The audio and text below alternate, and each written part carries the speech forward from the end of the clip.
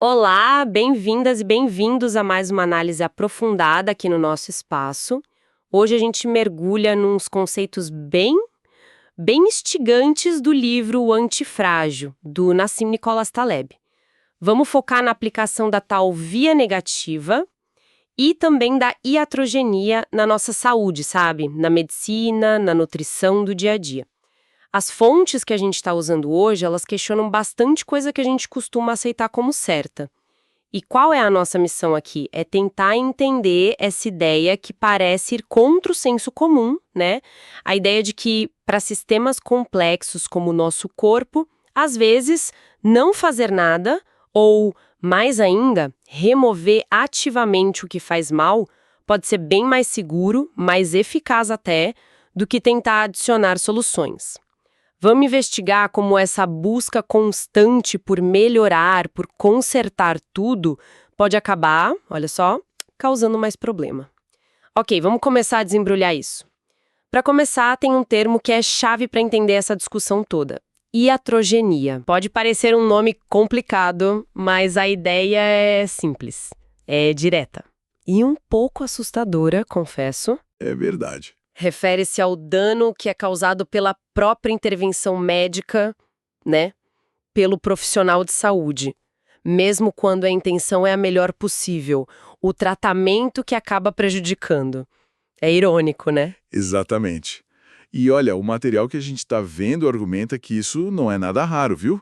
Nem é só um problema de hoje.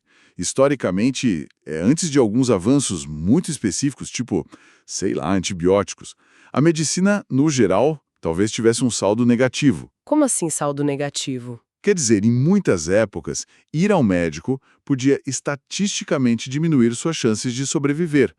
O livro dá uns exemplos bem fortes. Tipo o caso da morte do George Washington, que você mencionou. Sim, esse é um exemplo clássico que sempre aparece. Os relatos indicam que ele tinha uma infecção de garganta, né? E o tratamento padrão da época era sangria. Sangria. Tirar sangue mesmo. Isso. Aplicaram várias vezes, tiraram um volume enorme de sangue. Hoje a gente sabe que isso provavelmente só enfraqueceu ele muito, pode ter acelerado a morte em vez de ajudar. É um caso bem claro onde a intervenção, baseada na teoria da época, foi bem iatrogênica. Nossa, impressionante pensar nisso hoje. E o livro vai até mais longe, né? Fala que mesmo o progresso científico lá do século XIX, quando começaram a surgir os hospitais, a clínica moderna, isso pode ter, olha que paradoxo, aumentado alguns tipos de iatrogenia. Cita a tal febre hospitalar. Correto. A febre puerperal tem a história do médico húngaro, o Ignaz Semmelweis. Ele fez uma observação crucial em Viena, lá por 1847. O que ele notou? Ele percebeu que a taxa de mortalidade das mulheres depois do parto era muito, mas muito maior na ala onde os médicos e estudantes trabalhavam, aqueles que vinham direto das autópsias, sabe? Era bem maior do que na ala das parteiras. Uma diferença brutal. E qual foi a conclusão dele? Que era por causa disso. Ele levantou a hipótese de que os médicos estavam carregando alguma coisa, partículas cadavéricas, nas mãos e infectando as pacientes. E aí ele instituiu uma coisa simples: lavar as mãos com solução de cloro antes de examinar as mulheres. E funcionou. O resultado foi uma queda, assim, drástica na mortalidade. Mas a reação dos outros médicos Não gostaram, imagino. foi de rejeição quase total. Hostilidade mesmo. Mas por quê? Hoje parece tão óbvio. Lavar as mãos. Pois é. Mas ia contra as teorias médicas da época sobre o que causava a doença.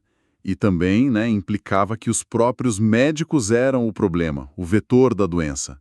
Isso foi ofensivo para muitos. O Semmelweis se baseou só na observação, na evidência pura. Mas o pessoal estava preso num certo racionalismo. Ele ficou tão frustrado que chegou a chamar os colegas de assassinos. É uma história bem trágica. Nossa. Mas ilustra perfeitamente essa iatrogenia que vem do sistema e a resistência a mudar, mesmo com evidência na cara. E isso amarra direitinho com outro ponto central do livro, que é a crítica ao que o Taleb chama de racionalismo ingênuo, aplicado a sistemas complexos, como a nossa biologia. Aquela ideia de que a gente pode entender tudo só com a lógica e aí sair intervindo com segurança, mesmo sem prova empírica forte, sabe? Exatamente isso. O corpo humano não é uma máquina, né? Não é um relógio que você desmonta e monta. É um sistema complexo pra caramba, resultado de milhões de anos de evolução, tem respostas próprias. Tipo inflamação, febre, dor. Isso, são respostas adaptativas. O racionalismo ingênuo leva a gente a querer consertar essas respostas porque elas parecem ruins, ineficientes. Mas isso é baseado numa compreensão muito superficial. Intervir sem prova sólida de que a nossa ação é melhor que a resposta natural, aí mora o perigo da iatrogenia. O livro usa aquela analogia ótima, o gato versus a máquina de lavar. Você não conserta um gato do mesmo jeito que conserta uma máquina. Não mesmo. Tentar aplicar essa lógica de engenharia mecânica num sistema biológico é um erro fundamental. Como naquele exemplo que o autor conta de aplicar gelo no nariz machucado. Uma experiência pessoal dele. Ele foi no pronto-socorro e insistiram para ele colocar gelo. Aí ele perguntou, tá, mas qual estatística que prova que isso ajuda? E a resposta? Foi vaga. Algo tipo, é o que a gente faz. Ele argumenta que o inchaço, o edema, é a resposta natural do corpo. Deve ter uma função. Então, a não ser que tenha prova mesmo de estudo empírico que tirar o inchaço com gelo melhora o resultado final, a intervenção é mais um impulso de fazer alguma coisa, uma teoria simplista, do que baseada em evidência. É o tal viés de ação, né? Achar que agir é sempre melhor que não agir. E aí entra um conceito importante que o livro liga com a iatrogenia, a convexidade negativa. Convexidade negativa. Explica isso um pouco melhor. É a ideia de que, em sistemas complexos, as intervenções, principalmente essas baseadas em teoria incompleta, têm uma assimetria nos resultados. O benefício que você espera geralmente é pequeno, limitado, conhecido, mas o dano potencial, aquele dano oculto, não previsto, pode ser enorme, catastrófico. Pensa nos efeitos colaterais de longo prazo de remédios, por exemplo. Faz sentido. A sangria no Washington, o gelo no nariz, até a crítica que o livro faz ao uso, talvez exagerado, de antidepressivos. Sim, fala um pouco mais disso. O livro questiona mesmo o uso tão comum de antidepressivo para qualquer variação de humor. O argumento que ele apresenta é que essa variabilidade de humor, sabe, ter períodos de tristeza, de ansiedade, talvez não seja uma doença para ser eliminada. Pode ser uma fonte de informação, um sinal adaptativo, talvez até um motor para criatividade, para mudança. Interessante. Então, medicar tudo isso, sem critério, segundo essa visão, poderia tirar da gente essa inteligência emocional, adaptativa, além, claro, dos riscos de efeitos colaterais. Seria outra forma de iatrogenia. Consertar algo que talvez não estivesse quebrado e criar outros problemas. O ponto não é ser contra remédio quando precisa, claro, mas é questionar a intervenção excessiva baseada numa visão muito mecânica do nosso humor. É aqui que a coisa fica realmente interessante, né? Começar a questionar intervenções que são quase automáticas na nossa cultura, na prática médica, mas que talvez a base de evidência para um benefício líquido, descontando os danos, seja mais frágil do que a gente pensa. E isso leva a gente direto para o conceito da via negativa. Exatamente. Se a iatrogenia é o dano que vem da intervenção, da adição de algo, um tratamento, um remédio, a via negativa é a estratégia oposta, focar na subtração. Em vez de ficar perguntando o que eu posso adicionar para melhorar, a pergunta-chave vira o que eu posso remover que comprovadamente está me fazendo mal. E como isso funciona na prática? Na medicina, por exemplo. Na medicina, a via negativa significa, antes de tudo, evitar intervenção desnecessária. É simples, mas fundamental. Significa colocar um peso da prova muito maior em quem propõe intervir. O padrão devia ser não intervir. A não ser que tenha evidência muito, muito forte e clara de que o benefício supera e muito os riscos, incluindo os riscos ocultos, de longo prazo, a tal convexidade negativa. É uma abordagem que busca robustez, minimizar dano não intencional. O livro até cita o Montaigne sobre isso, né? O filósofo. Sim, o Michel de Montaigne, lá no século XVI, ele já era muito cético com as certezas médicas da época dele. Ele valorizava a experiência, a observação e desconfiava de teorias muito grandiosas.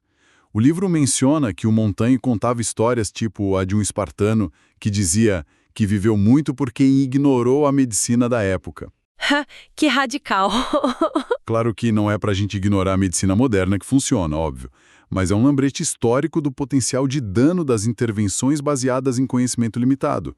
E lembra que pode haver sabedoria em não intervir, em ser cético. E essa lógica da via negativa, da subtração, como ela se aplica na nutrição? Que é uma área cheia de conselhos sobre o que adicionar na dieta. Olha, a aplicação é muito direta e muito poderosa na visão do livro.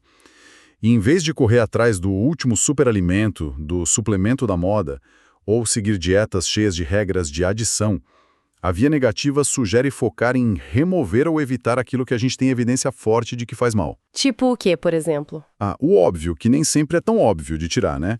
Açúcar adicionado em excesso, gordura trans artificial, comida ultraprocessada cheia de química, talvez algumas bebidas industrializadas. O livro critica especificamente aquela ideia do café da manhã super reforçado ser essencial, né? Sim, critica essa noção de que um pratão de café da manhã é necessário para todo mundo ou sempre benéfico. Argumenta que essa ideia foi, em parte, empurrada comercialmente. Não tem uma base biológica ou histórica tão forte assim. Nossos ancestrais passavam períodos de jejum, com certeza. O corpo humano tem essa antifragilidade à fome ocasional. Talvez pular o café da manhã ou fazer jejum intermitente, que está na moda, mas é antigo, seja bom para algumas pessoas. Explora essa capacidade natural. Forçar uma refeição de manhã pode ser uma intervenção desnecessária, até ruim para alguns metabolismos. Entendi. É um exemplo de como uma regra adicionada pode ser pior que a subtração. Tipo, não comer se não está conforme, de verdade. E a crítica à indústria alimentícia que você falou antes? Sim. O livro argumenta que boa parte da indústria de alimentos hoje não está otimizando o produto para a nossa saúde. Otimiza para outras coisas.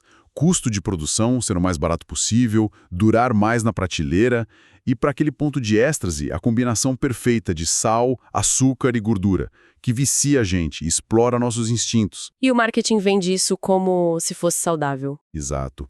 Baixo em gordura, mas lotado de açúcar, por exemplo. A via negativa, que seria simples, tirar esses produtos da dieta. Produtos feitos para a indústria, não para a nossa biologia.